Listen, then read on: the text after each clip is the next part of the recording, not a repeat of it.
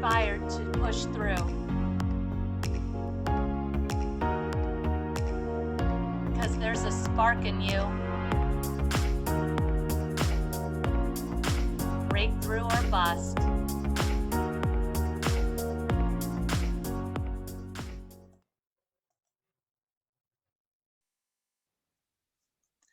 Hello, hello. Welcome to Breakthrough or Bust. And I am very excited to have Radhika here with me today of Empower Physical Therapy and Wellness. And that's Empower spelled with an I. So very cool stuff that this woman does. And let's actually really quick start with just tell us a little bit what you do with your physical therapy and wellness. Sure, Chloe. Thank you, first of all, for having me on your podcast. It's really exciting to talk to you today.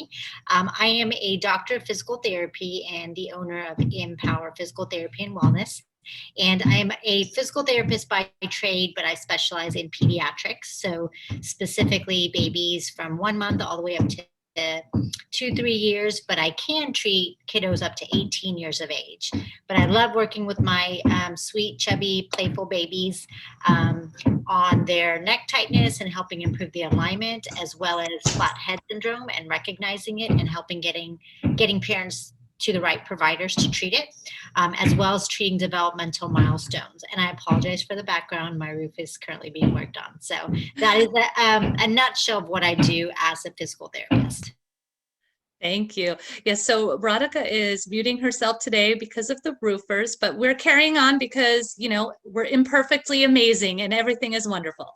So, let's talk a little bit about what your struggle or, in my last interview, I spoke with somebody, she said, I don't like to use the word struggle because struggling is a choice, but the challenge. So either way, what was the challenge that you were experiencing? So I agree with that. I don't like to say that I'm struggling, and I don't like to say that I'm busy.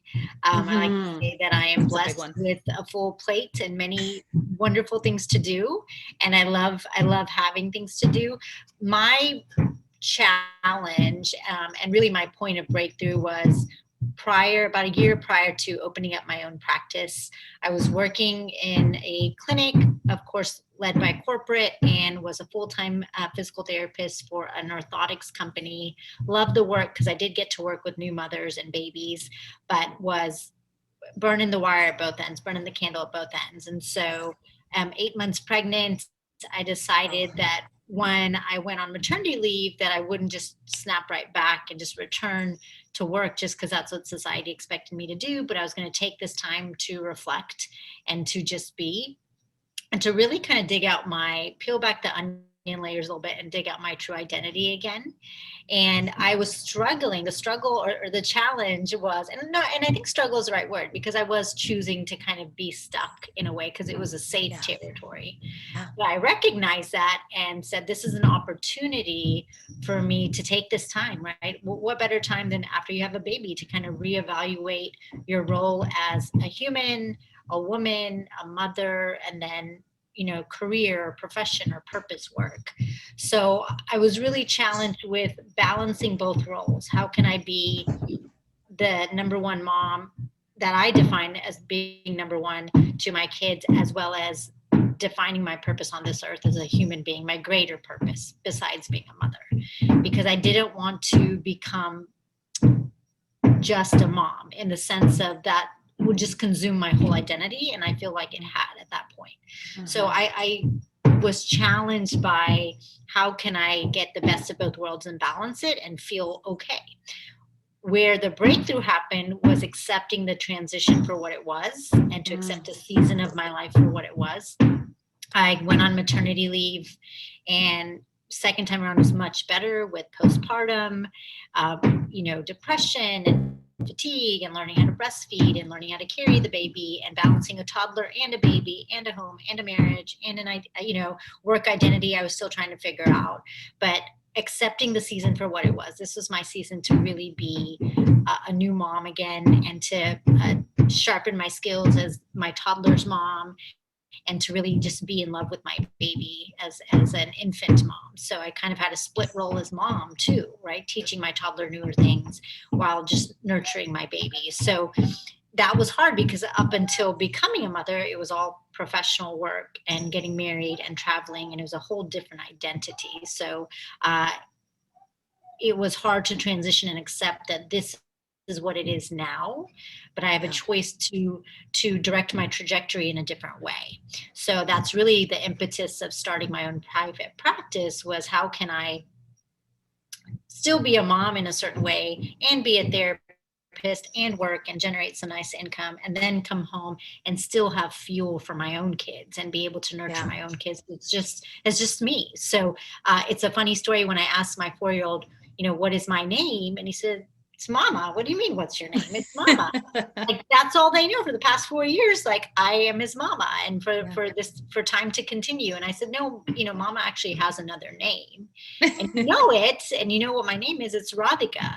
And trying to balance Mama and Radhika, because I love being Mama. Like, I absolutely love that sound through the house, hearing it, whether it's screamed at me or whether it's said affectionately. It's a beautiful sound to have. But trying to rediscover Radhika has been that challenge. But knowing that Radhika is going to kind of ebb and flow in my life as I balance being a professional entrepreneur and being a mother as well. I love it. And, one of the things that I really don't want to glaze over is the fact that you stepped back to reevaluate instead of just stay on coast, right? Just do what society expects, do what, everybody expects. Like, okay, so now I did this, I took my 3 months off, now I go back. And, and it's funny because a lot of times that's just the easy way to go.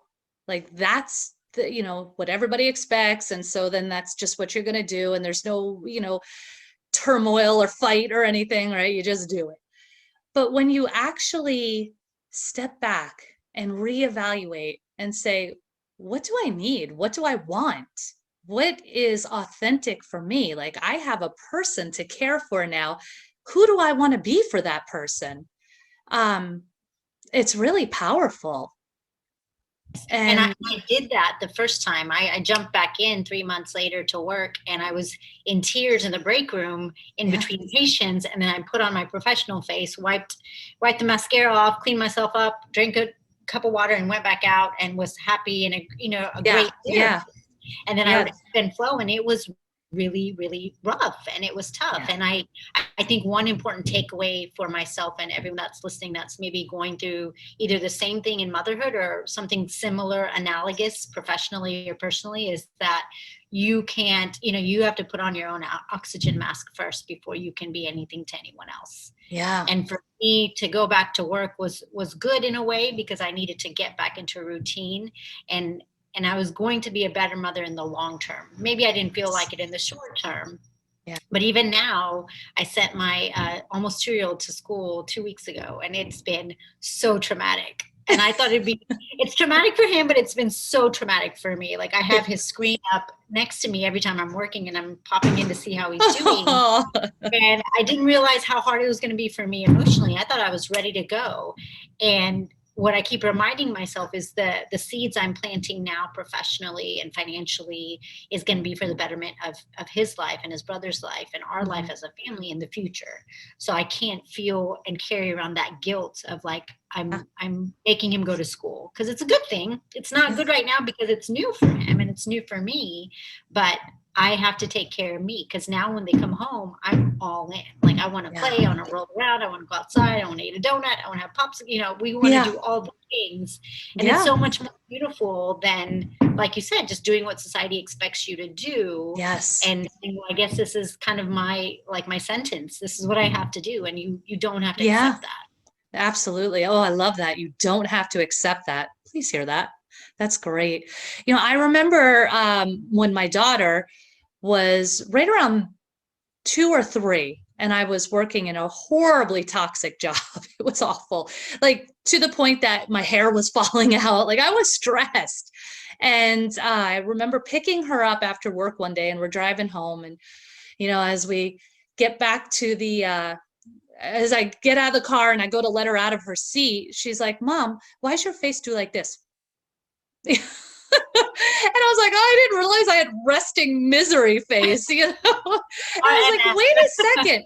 If I am dropping off, you know, the little love of my life every day to go be miserable, what kind of message am I sending her? What am I telling her? Like, oh, hey, I'm going to dump you off to go be miserable and I'll be back later. Like, so I almost felt like it was, you know, detrimental to her feelings of self-worth, that Mom would rather go be miserable than spend the day with me. And so I started to change my thoughts of what was possible and manifest, and, you know, do the stuff where I found a place where I could work from home and have that balance of, you know, being able to be with her and then still also earn an income. And, you know, and it's amazing. I think a lot of times the things that we do out of obligation or those expectations, because we think, well, that's the only way. That's it. There is no other way. But there is, if we just open our minds to it. And I think questioning, not being afraid of questioning that, and realizing that it's okay to question, and it's okay to, there's a quote that I read, like, that you, when your emotions come at you or you're feeling something really strongly, you recognize it, you accept it, you go through it, and then you release it. And that quote stuck with me, because I'm like, oh, I'm feeling guilty this week, and I'm like, oh, I shouldn't feel guilty, but I should feel guilty because that means I'm a good mom, right? And oh, I should be focusing on my work, but no, I should be checking in on him to make sure that he's being taken care of when I'm not with him, and all the things. And I'm like, you know what? I'm just gonna feel all the feels. I'm gonna cry when I need to cry. I'm gonna let go when I need to let go. I'm gonna give myself that self-talk that I need to get through the day and do the best that I can do. And then I'm gonna let it go. And again, this is a season, right? This transition of him going to school and me starting off with my entrepreneurship and other opportunities. It's going to be a season, and then we're going to be a well-oiled machine, right? And it's similar to what we went through in COVID. Shut down and lockdown and status quo for a year. Mm-hmm. And now again, we're transitioning to like almost normal, I want to say, a sense of normal, little bits and pieces. And that's scary too, because it's like, oh my gosh, what if something happens again? Or what if we, you know, so it's all seasonal and it's all changing. And I think that the goal is to not suppress or deny or berate yourself for those emotions. I love that. But to really not suppress or deny or berate yourself for those emotions. Love it. And really absorb them, be in it and feel it, and then you release it. I think that's a really beautiful reminder for all of us in any season of our life. Yeah, you know, when we don't allow ourselves to feel it, then we end up suppressing it. We put it in our body and it doesn't go away. It doesn't just magically disappear. You know, we're dealing with it later. And so whether it be like a symptom of a health symptom, or a physical symptom, you know, an injury, or something always happens because we're, you know, holding on to these emotions instead of feeling them. And again, that goes back to the expectations. You know, we've been, as a society, programmed to not feel the feels. You know, we've been just, you know, suck it up and keep moving, and, you know, get back to work, and, you know, just all these messages about don't feel. Yep, it's so true. And I think as moms, it's kind of like, you're a mom, and whether you're a working mom or you stay at home and are raising your kids full time, you just do. Like, you just need to do. And oh, you're being emotional when you're crying, or oh, you're just hormonal. I mean, we get that the hormone excuse is really annoying, because yes, I think that's a factor, but no, I'm human, so I'm feeling exactly. I feel stuff. It's okay. I feel things. I feel things. And I think the connection as a mother, right? Like, you are growing a human in your body. How can you not feel this overwhelming flood of emotion anytime anything is concerning your baby? There's just no way. So I think we as women and as people have to stop letting people define what is okay and what is not okay for us on our emotional stand front, and as well as professionally. Like, you can be a great mother, and you can be a great fill in the blank entrepreneur, you know, physician, doctor, I mean, you name it, any profession, right? Herbalist, right? Anything that you do, right? Or tea Yeah. maker, like anything that lights you up inside, I think is gonna, in the end, make you an even better mother and a better person and an And example for your children. that's really important too. I had someone in the family who, raised 7 children. She raised 7 children, and then when the children all left, she took care of her husband. Well, it was an unexpected death. He went in for a simple surgery and didn't make it. And so there it was. She had nobody left to take care of. And she had been taking care of people her entire life. She didn't know what to do. She just laid down and just stopped. She stopped doing anything. She stopped eating. She just laid down, and that was it. And about a year later, she was gone because she just refused to. And it was, I don't know if it was the mind just took over, and, but it's so important that we're still doing stuff like, hearing Radhika echo through the house, or, it's so important that we still have that sense of identity. And it's okay if we feel a little bit guilty, but then knowing that we're taking care of ourselves so that we're showing up as the better person and not, doing our face like this. Or in that plastic misery face. Yeah. Yes. I think it's Yes. a lack of purpose. If you don't have purpose first defined for yourself, then you will be lost when your purpose for others is complete. Yeah. Like, I know I'm going to raise my boys for probably forever, right? But once they're adults, Yeah, they're going to be doing their thing and making their mark in the world. And I hope it's a beautiful one. And that's what I'm trying to instill in them today. But there's got to be something more for us as individuals, Yeah. And if you're married or if you're in a relationship, like working on that relationship and letting that grow, because that's going to be a different season. Like reacquainting yourself with the spouse who's 40 years older than when you first met. That's a whole, it's going to be a different person as we should be. I think it's, I can empathize with that story because I think of my mother in that sense too, of being, an immigrant and being kind of told what to do and how to live her life as she was younger. And then same thing, helping out with my dad's care and then raising us. And she has redefined her purpose in her 70s, and she's wonderful. And it's still a little bit shaky, but she's playing poker and she's and, she's traveling, and she's having people over for lunch, like things that she had never done before. And that's great. It's inspiring. Yeah. Yeah. So it happened later in life for her, but she still has some purpose, or taking care of her grandsons when she's visiting, like that becomes and that's okay. I think, it's a good message for me being of this generation and living here and being from here, of like, I can totally be a full on 110% mother, but underneath that, I've got to have that little bit of that little flame flickering and still there to be like, okay, Radhika, now, like, there's going to be a time when you're going to be fully imbued in your service and your purpose to others, whatever that is in this world. But you'll always be a mom. Like, you'll always be.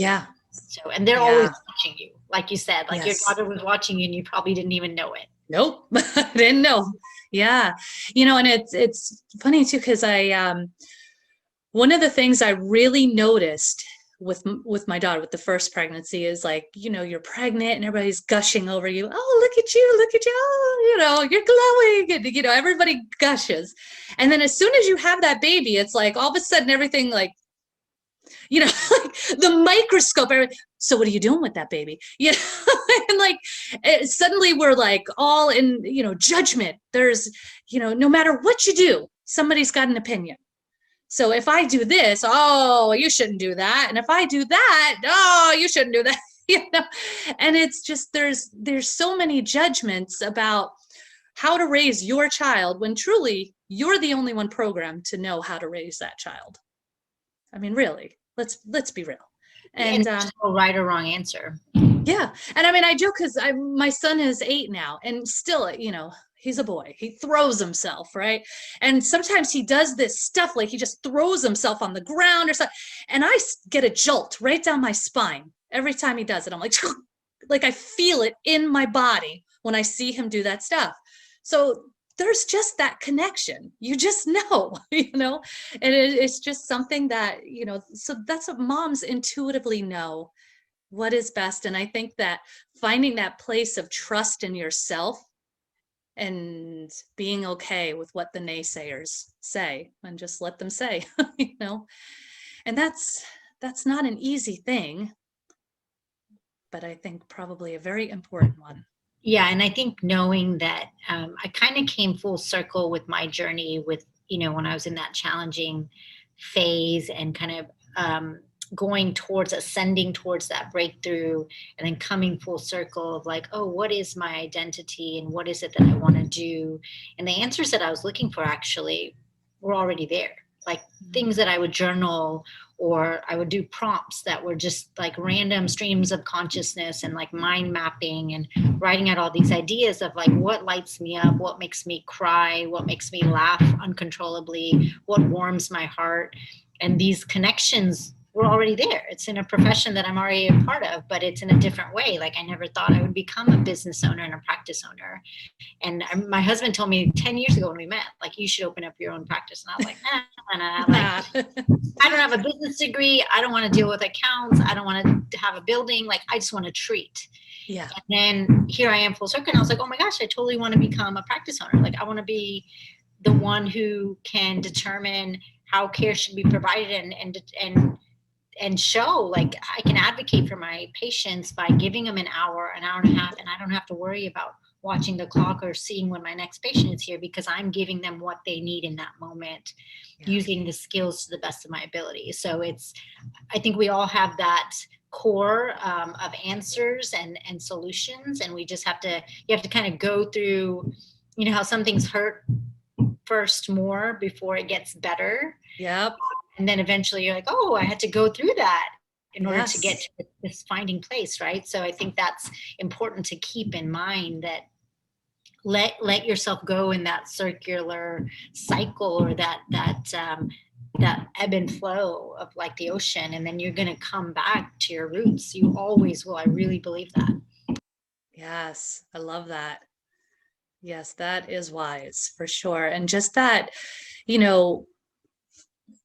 not only just that going within, because absolutely the answers are within you.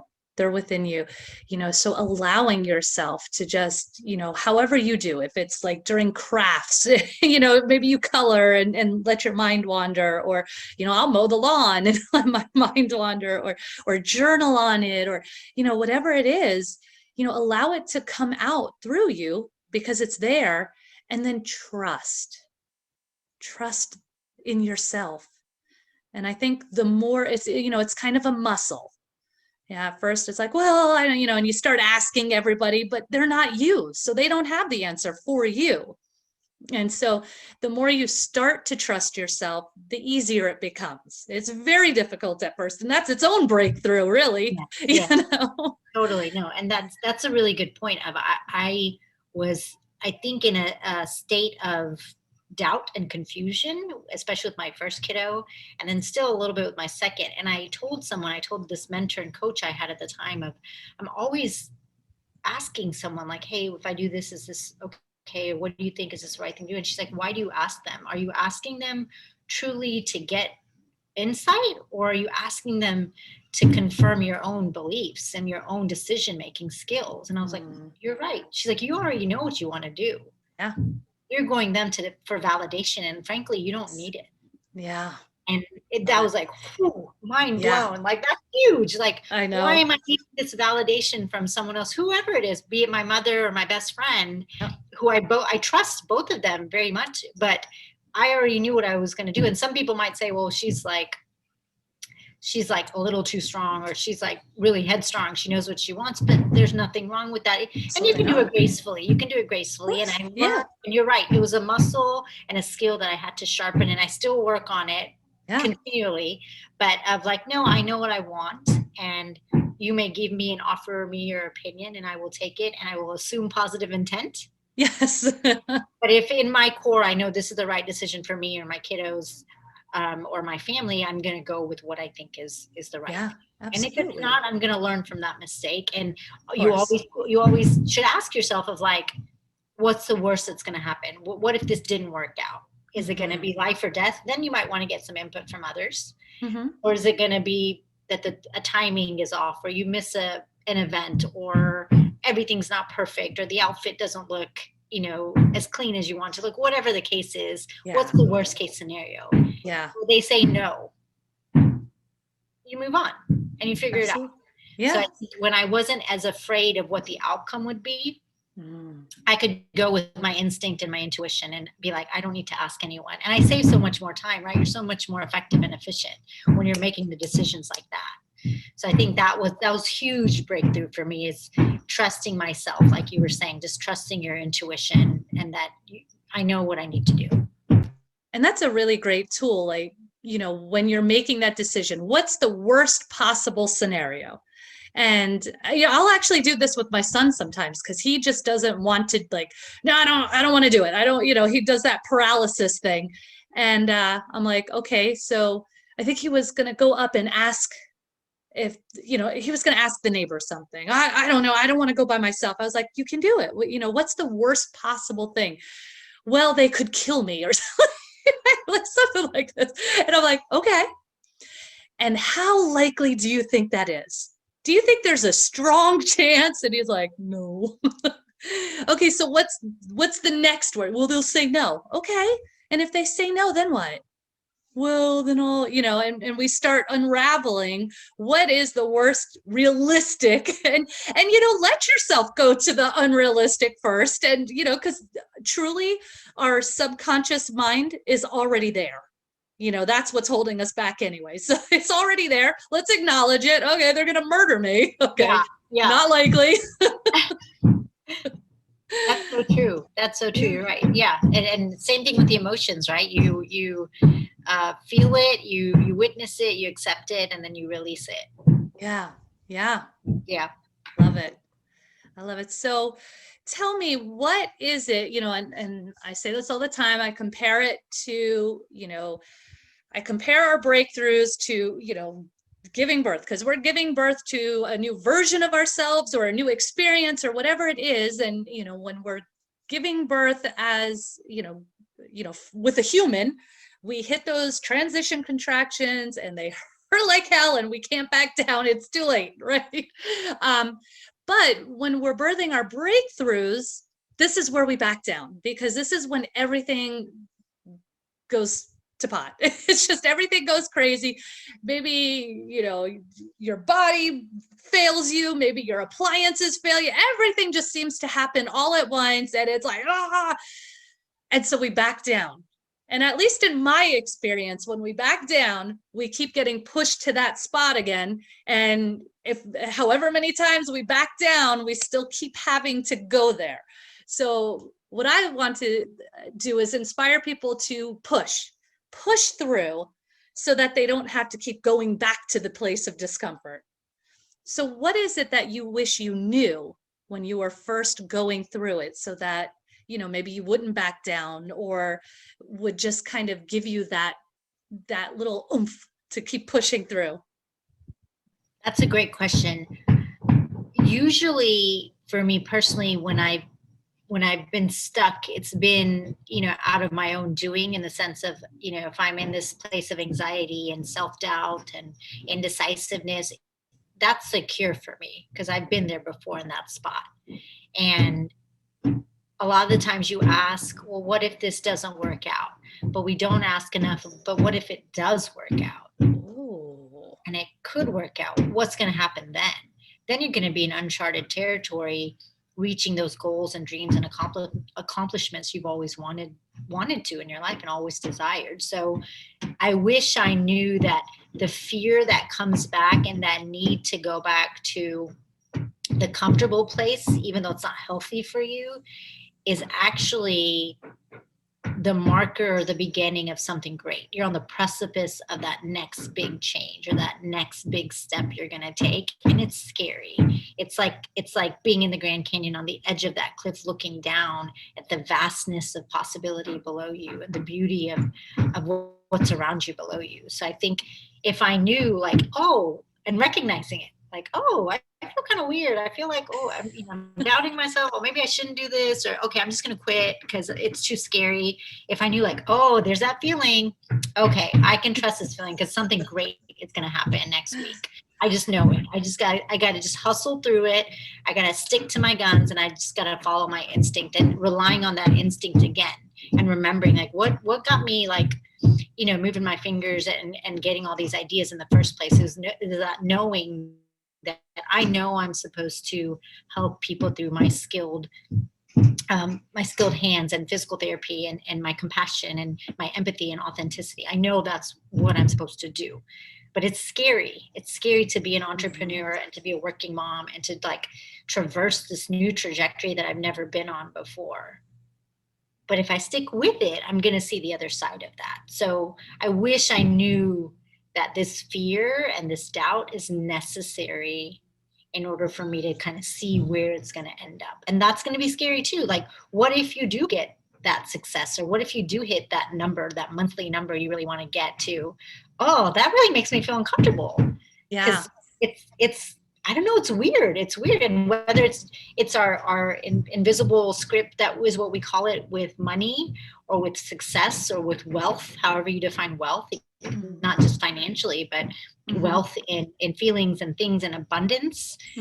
Those are scary things if you think about it, because we're all in this state of not enough, not enough, not enough, in whatever department of your life you want to think about. So knowing that, I think would have been like, oh, okay, I could just maybe spend 10 minutes on it versus like harboring on it for a week, and wasting that precious time that I could have been working actively on something. Yes. Yeah, I love that. I always say break down before the breakthrough.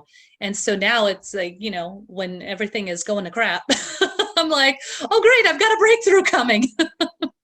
And now it's almost, it's taken a positive spin. Oh no, everything's falling apart. Great. Good news coming. Totally. It sounds so counterintuitive, but Yes. I think that's mindset too, is just like, oh, I know big things are coming. I know good things are coming. And that's a skill you have to sharpen and practice, is that affirmation and that positive self-talk that we never do enough of, especially as women and as mothers. It's always the opposite, right? Yep. And just replacing those thoughts with like, this is going to be big, this is going to be great, and putting it out into the universe. And I believe the universe will return it back to you in the way that you need to see it or hear it or feel it. Absolutely. I love it. I love it. Yeah. So, any other final thoughts that you'd like to share before we head out? I just want to thank you for the opportunity to talk. This has been really a fun discussion, enlightening, and I hope if we reached even one person out there to change their thought for the day or for the week, and to set an intention and positive affirmation for themselves, then I think you've done your job and I've done mine. And so I just want to thank you for the opportunity. And if anyone has any physical therapy needs, my business is Empower Physical Therapy and Wellness. And I do offer free consultations for parents or moms or caregivers that are wondering about their child's development or neck alignment, and I'd love to help and be of service. So hopefully Kalua can include my info, or I can send it as well, and I can help some people out. Sounds perfect. Yes. Thank you, Radhika. And yeah, so I think that we've gotten some wisdom, and I love that thought. Yes, because we want to just inspire you with stories. And I really loved having Radhika be here, because just really touching on the topic of motherhood, and that tends to bring a whole other can of thoughts and expectations and judgments, all of these things that we're navigating as moms. So, keep pushing through, because there's a spark in you. So thank you for being here, and we will see you next time.